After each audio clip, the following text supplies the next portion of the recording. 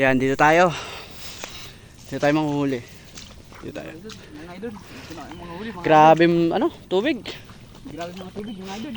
Bahaga dito mga idol.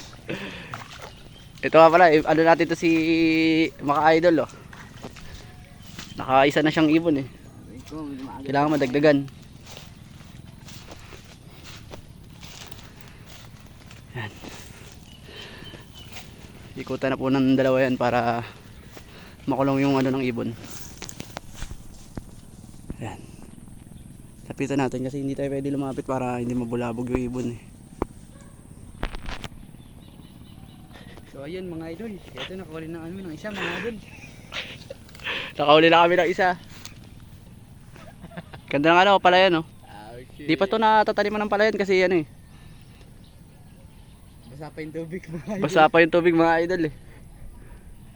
Aray ko. Aray ko. Sinasabi ko lang. Hindi pa to natataniman kasi wala pa yung ano nito. Di ba nanunuka to? Magka-traktor. Yeah. Pinayagan naman kami manghuli dito ng ano, Talapit tayo dun sa kanila. ibon.